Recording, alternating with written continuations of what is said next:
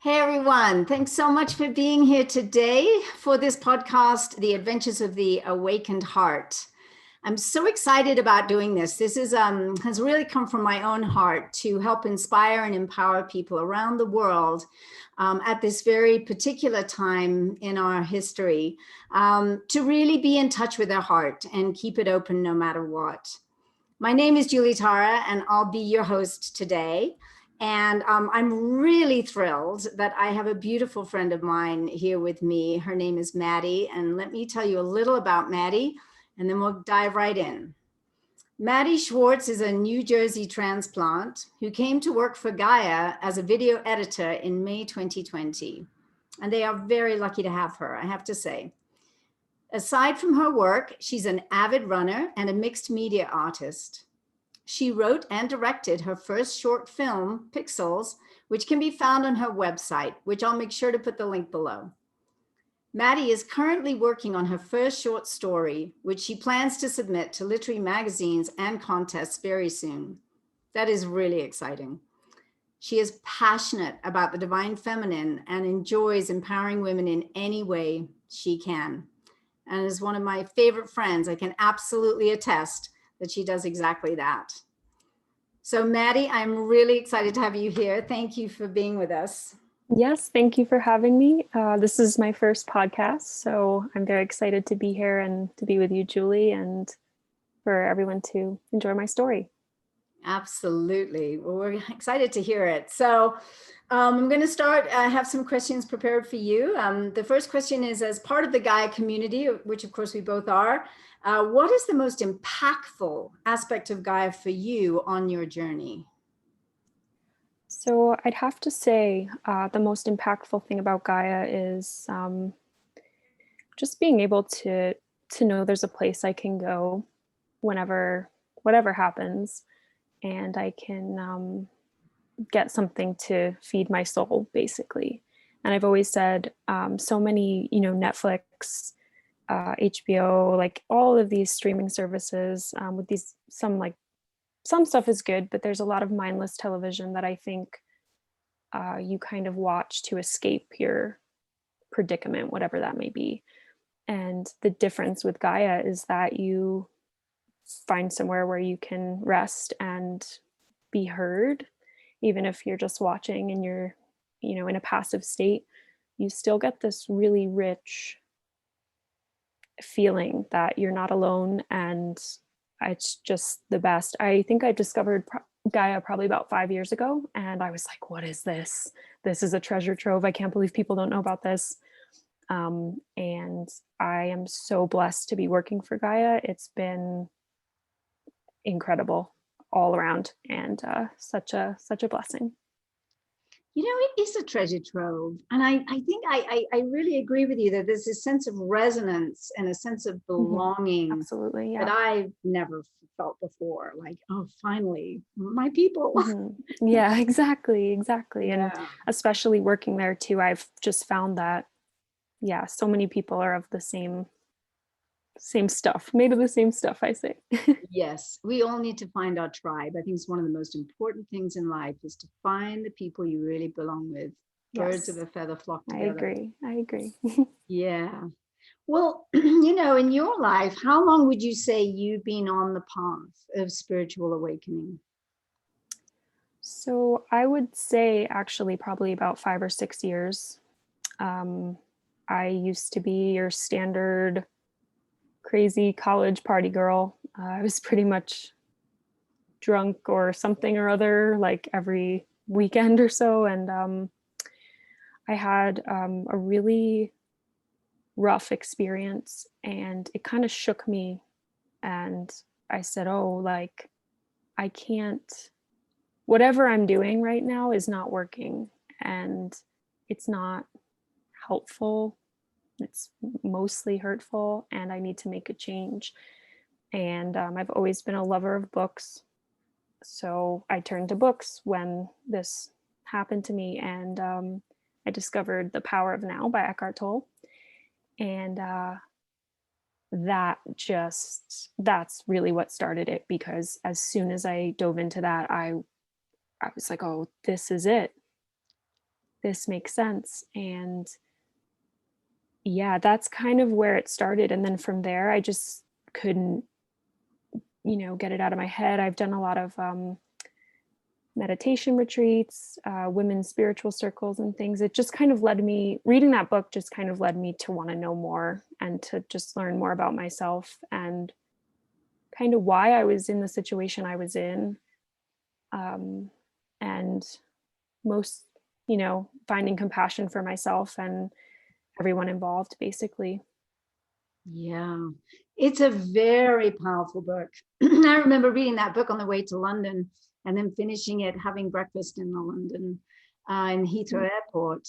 And, when he talks about the pain body, and sounds like you were living in the pain body prior, and then it kind of helped you wake up to your true self. And so that book has helped so many people. Just the power of books, and you're writing a short story, you never know Yes. what can happen. Yeah, absolutely. Well, let me ask you, what does the awakened heart mean to you? I would say the awakened heart is definitely someone who's living in their truth. Someone who's self-examined themselves or examined themselves and has found a way forward and is open to love and basically everything, kind of lets life do what it needs to do and uses what happens as fuel to keep moving forward and to keep opening your heart. Absolutely. So it sounds like they're pretty present and they're really aware, self-aware. Yeah. So they're kind of taking themselves into account as they're moving through life. Absolutely. And, that's not to say as well that you don't have rough times where you are closed down, because things happen and that's how people deal with things sometimes, and that's okay. But it really, you have to find your way out and at some point, and that's what I think the awakened heart is. Yes, beautifully said, because when we close the heart, we feel a lot of pain. And I know Ram Dass talks about it in the teachings of Ram Dass, how, we do open and close our hearts all the time, but when we close it, we're literally in pain because it's so antithetical to who we really are. Right. And it hurts us more than anyone else, whether, if you think you're angry because, oh, I spite this person, I'm angry with them. And it really doesn't help you to be that way. And of course, like I said before, that is a natural reaction. And that's how, your healing begins, is to have that anger. You need to go through that. But at some point, you have to overcome that, or you want to overcome that. Yes, one would hope so. Otherwise, you live a life that's kind of closed to all the possibilities and all the beauty that this universe has to offer. Well, I'd love it if you'd like, if you could share a story, a life story of a transformational experience, perhaps, where your heart really, truly awakened. Sure. Yes. And I just want to, before I share, just throw in a disclaimer that this could be triggering for anybody that has experience with domestic violence, rape, anything. Just so if anybody doesn't want to hear that, it's totally understandable, and you are heard, and that's okay. That's I will great. start. Thanks for Yes, that clarity and sort of heads up or heart up for that. It's funny, I just recently did a video about rape and how we can come through that and come through the other side. And yeah, I know these are big things, but big things happen to good people all the time. So yeah. So I guess I'll start by saying this was about 5 years ago. I was working back in New Jersey. I was working on the New Jersey boardwalk, and I just graduated college and I was all cool and going out every weekend, and I had a nice group of friends and everything was great. And there were a group of cops who were boardwalk cops, and they would patrol the boardwalk, and they were studs and all that. And there was one that would always come into the store that I was working in, and he would just kind of, you know, see what was going on, make sure people weren't stealing stuff, because we had that all the time.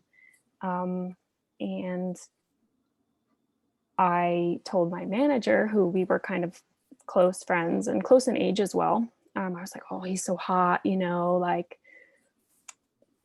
what's his name? What's his phone number and everything? And she gave me his phone number, and his name is Kevin.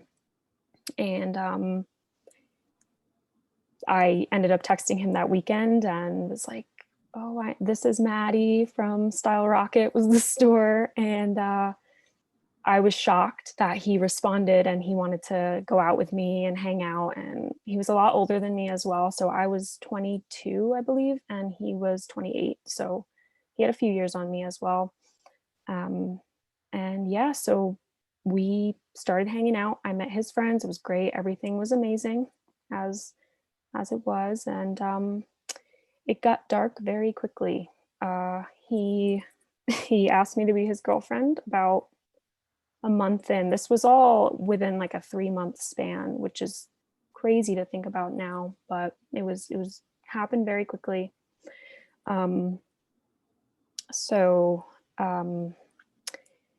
Yes, and as soon as he asked me to be his girlfriend, things kind of shifted. And what I can say now is it seems as if, because I was his girlfriend, he felt like he could take liberties. And you know, he would do things like have sex with me while I was sleeping. And I would bring it up to him and say, hey, Kevin, like, you know, this happened, and I feel a little weird about it. And, you know, he'd be like, oh my God, I'm so sorry. He would buy me flowers. It would be fine. I'd be like, oh, you know, he didn't know what he was doing. He was asleep. It was just weird. It was fine. As you do, you make excuses for people, and you don't think, when you hear the word rape, I mean, you think about, you know, getting dragged behind a dumpster or something. You don't think of your boyfriend. So that was something that I kind of had to come to terms with later on, because at the time it didn't feel like it was that, but he was essentially taking advantage of me in a very vulnerable situation. So that had happened maybe a couple times, and I was living at home at the time. So my mom especially could tell that something was very wrong with me. I was very kind of quiet and just shut down because, you know, this was kind of going on, and I kind of lost sense of myself a little bit because I knew it was wrong, but he would apologize and he would do all the right things following it. So I was like, oh, I really can't blame him. You know, he knew it was wrong. And yeah, and there was a lot of other things going on as well. He was very charming, but he would get angry quickly at little things that I would kind of just brush off. He was my boyfriend, and he was super fun to hang out with and super funny, and it was fine. So anyway, there was one weekend where it was around Christmas, and we were going to a Christmas party. One of his friends was having a Christmas party. And my mom said, please don't go. She said, do not leave this weekend. And I was like, Mom, what are you talking about? Like, we're going out. It's going to be fun. It's all fine. And she just knew something was off. She just knew. And both of my parents are so casual, and they don't really keep a tight leash on me or either of my brothers. They kind of let us do what we got to do, what we want to do. And she was really just like, do not go. And I was surprised. I was a little annoyed. Like, what are you talking about? You never do this. Why are you saying this? But I went, and she had to be okay with that. So I went, and we're at the party, and we're kind of arguing about stuff. And he picks up my phone, and he sees that I have a text message from one of my guy friends. And I had a lot of guy friends. I do have a lot of guy friends, but I did at the time because I work in film and there's a lot of men. So at the time I was doing some music videos for a friend and he was a guy. And yeah, so there were text messages from guys and he was really angry and kind of dragged me outside at the party and like threw my phone across the parking lot or into the street and was just like, this is ridiculous. I can't believe you're cheating on me and all this. And basically I wasn't. I mean, I really wasn't, but he drove me home from the party and yeah, I was at his apartment and it was really late at that point. So we both kind of ended up going to sleep. And in the morning, I went to go use the bathroom and I'm sitting on the toilet and I didn't have my phone. My phone was plugged in to an outlet in his room. And I was sitting on the toilet and he starts banging on the door. And my heart just about stopped because it was very angry. And I started hearing things getting thrown around the room or around the apartment. And I was like, oh my God, like what? Like, what did he see? What could he have seen? And yeah, he just said that he looked through my entire phone this time instead of just seeing the text message. And he saw some photos of me with, it was a night out with some of these guys that I was working with. And there were some pictures that he didn't like. So, and I mean, maybe they were flirty pictures. I don't know. He was like, why would you wear that shirt with all those guys around and stuff like that? Just It sounds really like a very, silly. very insecure male. Yeah, essentially. And so what he decided was appropriate is he locked me in his room and he said, you're not leaving the room until you tell me the truth that you've cheated on me with multiple of these people. And of course, that wasn't the truth. So I was kind of in a predicament there. But what kept popping into my head, I kept looking over at his closet. We were in the bedroom and I kept looking over at his closet and I'm like, this guy's really angry and really unstable and has guns in his closet. And I just kept thinking about that. And I don't know. I don't know if that he really would have done that, but it was in the back of my mind. And it was, you know, the way he was acting was just completely left field because like, I mean, it just wasn't true. And I had told him that it wasn't true. And he just kept trying to convince himself that it was. So I was essentially interrogated for about a day. He just throwing questions at me. I don't even totally remember, but yeah, it was a full day and I kept looking out the window. There was a window in his room right across from where I was sitting on that bed. And I just kept saying, can we go outside? Can we go outside? All I wanted to do was go outside. I was like, we can have this conversation. I need to get out of this room. He said, no, we're going to stay in here until you tell me what you did. And this was a really difficult moment for me because I felt that if I kind of just got really quiet with myself and I felt that if I didn't say the right thing, I really could get hurt because he was kind of in between interrogations. He was kind of slamming drawers and throwing stuff around. And, he had been violent with me before. So I didn't see, could be again. I felt that if I didn't say the right thing, I would get really hurt. So, I mean, I eventually, after I did have to go to work the following day. So that was one thing that was helpful.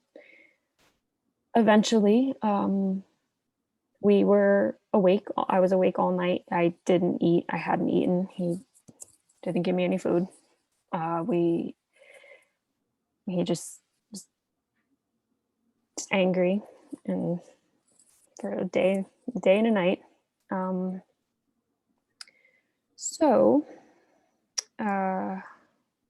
when the sun came up and I said, Kevin, I have to go to work. I need to leave. And he said, no. And I said, okay, well, I did cheat on you with multiple of my guy friends. I did. And I guess, that was what he wanted to hear. He wanted to hear that he was right. And it hurt so bad because all I wanted to do was give him the truth, because he was obviously very much in pain. Like, obviously at the time I wasn't thinking about him. I was thinking about me and like, oh my God, what am I going to do? I can't believe this is happening. I can't believe he's doing this to me. What the heck? Like, I mean, I've had boyfriends before. I've had a pretty sheltered childhood. I really have never seen anything like this. And so I ended up just telling him that lie, and he let me leave the apartment. And I'm walking out to my car, and everybody knows how you feel when you're wearing the same pajamas for like a day. And I was sweaty and like anxious, and I just felt so gross. And I walked out to my car and drove to work. And I was just numb. I mean, I just could not even, I couldn't believe what happened. And I don't even know if I really couldn't believe it or if I was just turned off and driving my car, just getting from point A to point B and not thinking about it. I got to work and I changed, and after that, I mean, I didn't really tell anybody what happened when I got home. I didn't tell my mom or anything. But I did not see him again after that. And he wanted to. He called me and said, "Oh, I think we should patch this up, and we'll go away. We'll go to the Poconos. It'll be okay, and we'll figure this out together." And I was like, wow, there's nothing in the world that I want to do less than be in the Poconos with you alone, because and yeah, like that was just the craziest thing to me. So luckily I broke up with him. Before that, I broke up with him over the phone. It was really awful just because he was so scary. He was such a scary person. And well, and you went into total trauma, shock, from being captive. You were held captive. I think it's so interesting that your mother picked up on this prior, and but even still, you didn't feel safe enough to tell her. Right. And I think, the other thing as well is that he did take my phone as well. So I couldn't even tell my parents or anybody, come get me. And I was also where he lived was about an hour away from where I lived. So I wasn't super close to home. It wouldn't have been a close drive for someone to come pick me up. But I didn't have a phone. So yeah, but you're right. It is really interesting that my mom knew that something was just really off about this guy and this relationship, and said, please don't go. And she eventually let me go. And I mean, that'll kind of segue into what this experience means to me. But as strange as it may sound, I'm very happy I did go. And I mean, that experience changed my life. So yes, like if everything is all connected, and she had this, real cognizance that something was coming down the pike that was really unsafe for her daughter, and yet it was something that your soul contracted to have an experience of, perhaps, in order to have this this awakening. So let's talk about it, because it is a horrible experience and story. And as your friend, I'm so incredibly sorry that had happened. It's I know you so well, and you would never deserve such an experience. But sometimes from the darkest dark, as we know, the light can come streaming in. Sometimes when the heart breaks, the light can come in better. So yes, absolutely. let's talk about that. What happened after the shock and the numbness and not telling anyone, and what, how has this huge experience changed, who you are and how you function in the world?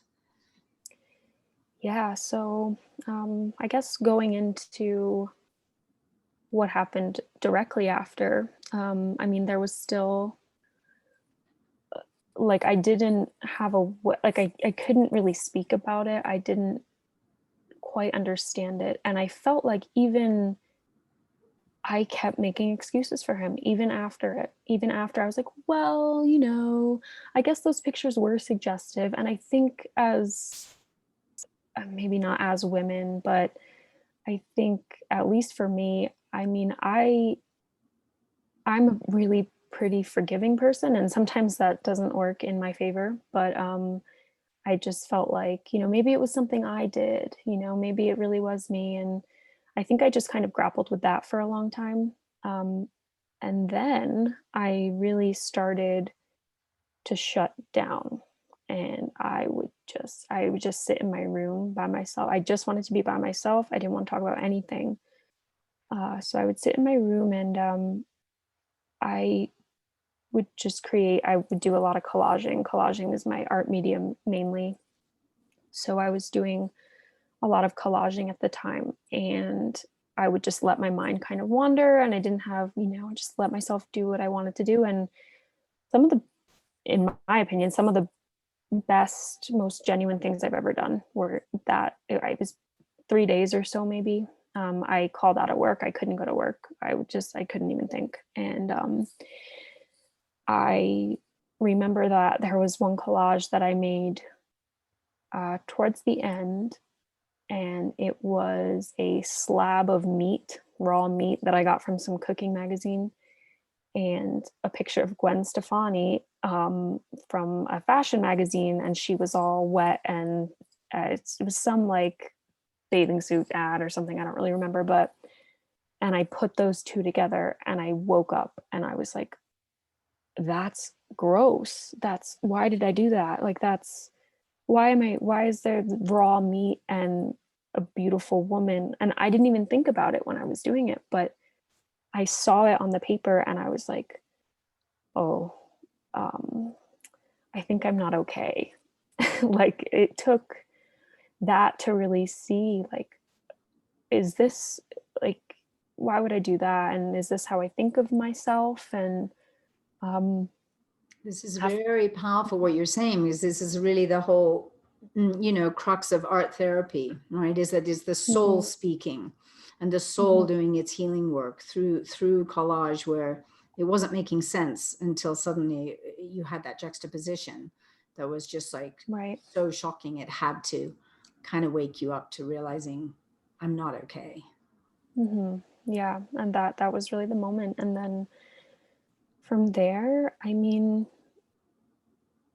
I think I really am so blessed to have a lot of really strong women in my life who, I don't know if I went into detail with anybody, but my mom obviously knew that I was hurt. My best friend Bianca was there when I had to break up with him over the phone, and because I couldn't be by myself because I was so afraid of him, and especially after what had happened, I really knew that he was bad news, and I kept punishing myself, being like, oh, I should have left probably when he was, doing things to me in my sleep. I probably should have left then. But, I really just kept forgiving him and making excuses and that I kind of think thing. we do So, this a lot as women, yeah. especially very compassionate women who have a really rich heart, for Mhm. love.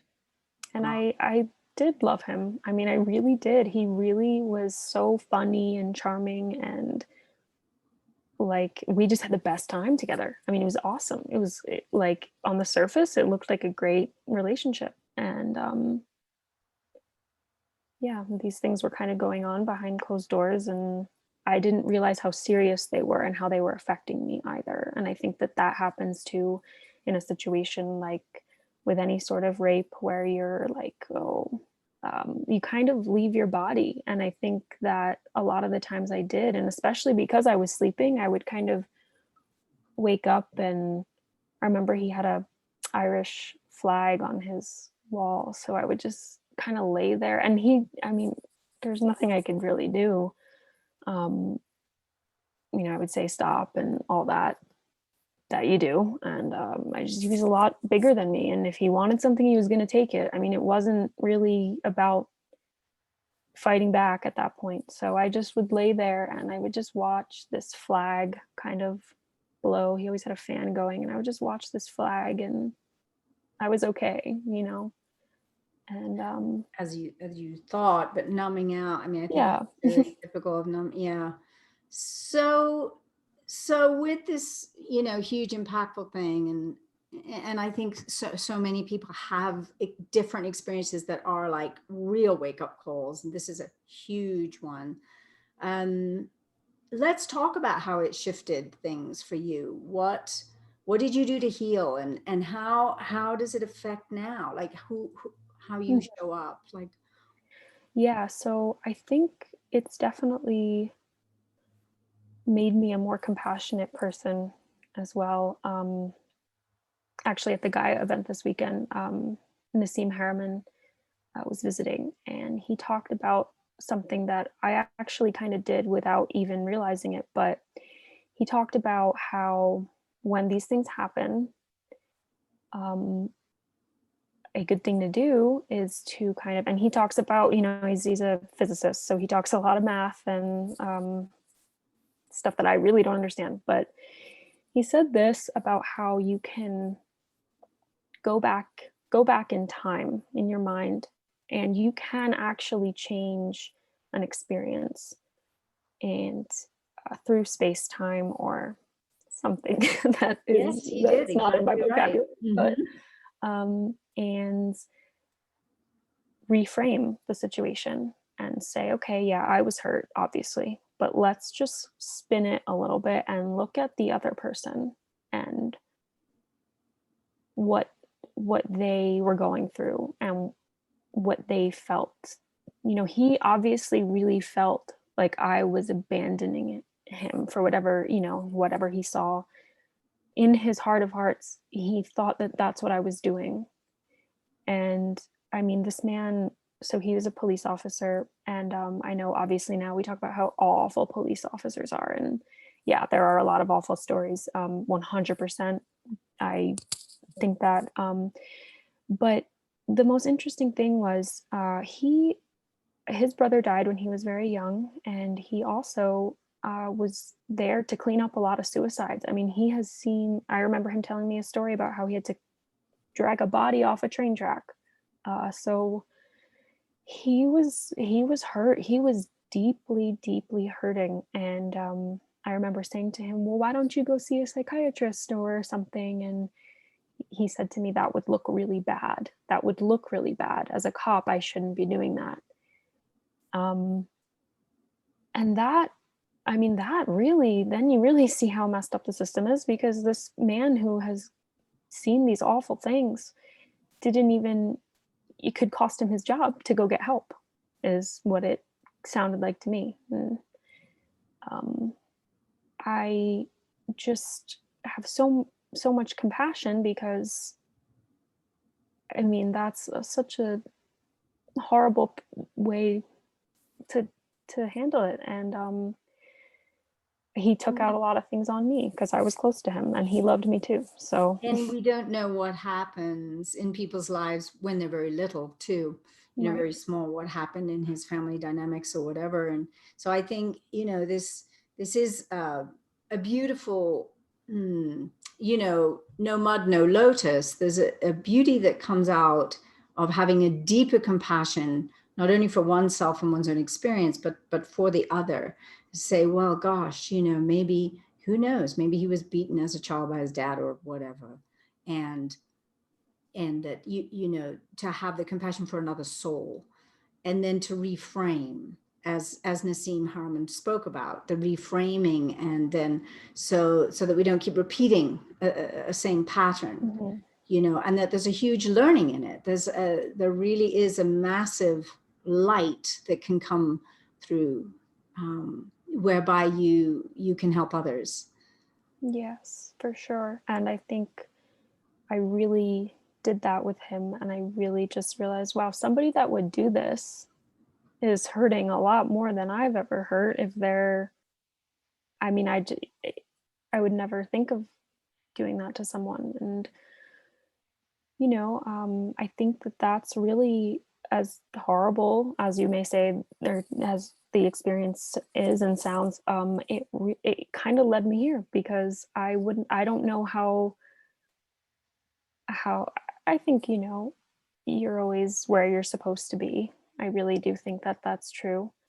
And it really, I don't know how long it would have taken for me to find Gaia and find my spirituality if it didn't happen. Who's to say? But it really shook me to my core and was like, oh, the world isn't sunshine and butterflies. And I was very lucky that I learned that lesson at 22 and not younger. So I can say that too. Yes, and one of the feelings that comes up in me right now is that it's possible that you might even, one day do art therapy with others who have had trauma, children, teenagers, young men. Well, and it's interesting that you'd say that too. That was kind of my next path. If the film industry and that kind of thing didn't work out for me, which it wasn't until I got work with Gaia, but I really was kind of going in that direction, because that is just something that I do believe that that's what got me through, is making that artwork. And a lot of it is on my website. Actually, most of it is that, because like I said, that was like one of the most fruitful times for me, because I was just there were just no other options. I think with art making, you kind of put it off a little bit, and you're like, oh, there's something better to do, or there's resistance and there's fear about it. But at this point, I mean, I was just so lost and just done, and I didn't even care if something looked good or like whatever. Like, I just had to do something to not be in my head. I just had to like put something out there, and it wasn't words. I didn't have words. So, and I think especially for children, that's where we can, art therapy with children as well. I think it's absolutely a huge piece that, and creativity is so healing, and creativity is so spiritual, like, and Julia Cameron will talk about this, or Araya Mountain Dreamer will talk about this, the connections between spirituality, creativity, and also sexuality. And so somehow this healing, it just feels so perfect that you found your voice through the collages, that you were making. So, I mean, this is huge, and obviously it has helped you become such a teacher, I would say, in this life for other women. I feel like that's already there, and is just going to blossom, through your life. Let's go a little to, with all of this experience and how it shifted how you show up, to, from that, what is your heart vision for our world at this time? So, I mean, I just think everybody needs healing. Everybody. It is a huge job that needs to be done. And I see my friends, I see people starting to really participate in that, and really look at their lives and say, what can I do? What can I do? I feel like a lot more people are saying, how do I contribute to this? And I think that that's so awesome. And that is step one. So, I mean, I think that everybody, I mean, and compassion is so important. And I think as well with this kind of time that we're going through, all this, these lockdowns and things, people are really realizing what's important. And, I think I personally am, women and young girls, I just want them to say, to be able to kind of really stand up on their own. And I'm still working on that as well, but to really stand up and have a voice. And when something like what happened to me happens, before it gets to a point that it got to say, that was wrong, you're wrong. And to just have a really strong inner compass that tells you, no, I can get out of this. And it's not right. And I want more women to have that. So that was kind of long-winded answer, but No, not at all. Not at all. Very, very powerful. And we see this rising of the divine feminine now, and we see more and more women, in positions of power, like, even politically, it's actually very exciting what we're seeing. Yeah, for sure. And I do feel that, one of the big things is that we, it was easy to lose our voice through how we were all raised, to lose the capacity to tell the truth, to keep the peace in quotes, because it's really not peace. It's a pseudo peace. And so what I hear you saying in this is that one of the biggest things is that you want to help others with it, that you learn, is to be really discerning and tell the truth, and not just keep making excuses for somebody, whoever they are. It could be a father, a mother, a sister, a brother, child, to not keep making excuses, but to say, I love what you said about the compass. This isn't feeling right for me. This isn't feeling true for me. And then moving forward and having the ability to put this to word. Now, sometimes things don't always come to word. Like, I do a lot of work with dreams, and in dream work, we will often say something is not speech ripe yet. It doesn't know how to come to word yet. And yet symbols will be the way. And so we see that with your art. It's like so clearly that you couldn't tell your mom, you couldn't tell anyone, you couldn't find the words, but somehow through the actions with the symbols, you could find this truth, and then this wake up, with this juxtaposition of this beautiful woman and this slab of meat is like, it's really like, yes. And in a way that you couldn't possibly have theoretically come to from your mind. And I think this is where the heart speaks a truth that is so incredibly important at any given time, and especially right now, for us to tell the truths about our own lives and help each other to really get clarity with that. Yes, absolutely. So, so within everything you've shared, I mean, it's a huge story, Maddie, and thank you for sharing it. I think it takes a tremendous amount of courage to share a story like that. Because having gone through similar, sort of not the same things, you do tend to blame yourself. Like, did I do something wrong? And I must have incurred this on some level. And maybe maybe we come here to this planet to experience the sort of all the beauty and the joy and the butterflies and the sunshine and the darkness, all the polarities, so that we can grow and evolve.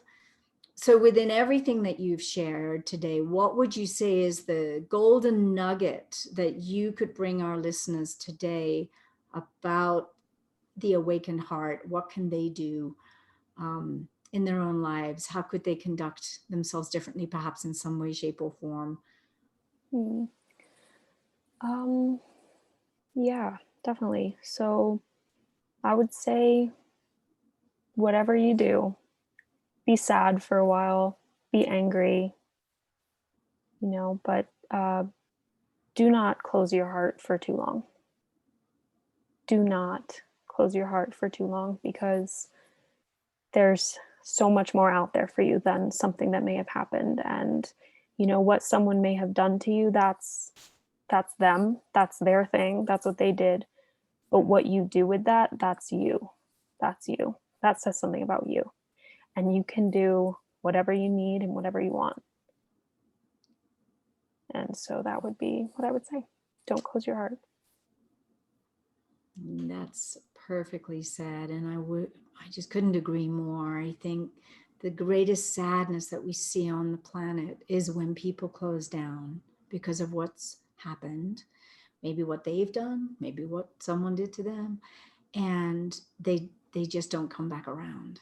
They just can't find a way to open up again. So I think this is extremely heartening message, that you are a living example of someone who has chosen to go through the pain and the sadness and the anger and come through to being this most wonderful woman that you are, Thank you. full of grace and love and compassion and creativity and talent. And I know your life is just going to keep blossoming. I mean, I just absolutely know it. And Thank you. absolutely. Thank you, Maddie. Thank you for being so vulnerable. Thank you for being so real. We need that in our world. Thank you for giving me the space and the opportunity to be here. And to Kevin, wherever you are in the world right now, I wish you peace, and you are honored and forgiven completely. So thank you. Thank you for having me. Beautiful, beautiful, Maddie. Thank you so much. And thank you to everyone for listening today. This is a very powerful topic we've been delving into. I think there's great redemption that comes through great suffering. So please share this podcast out to others that you may know have suffered, and maybe it will help them too. It's my greatest wish. And also, please do join our Gaia community. I will put a link below, and I encourage you to be part of this community because it is an awakened community. And we really need support in this world. We can't do it alone. Nobody can do it alone. And so be part of this tribe and learn and be with us. And maybe you'll be the next person that I'll be interviewing on the podcast Adventures of the Awakened Heart. So thank you again, Maddie. Beautiful to be with you. And may you have blessings walk with you all through your life. Thank you, Julie. You as well. Thank you. Talk soon. Bye, everyone.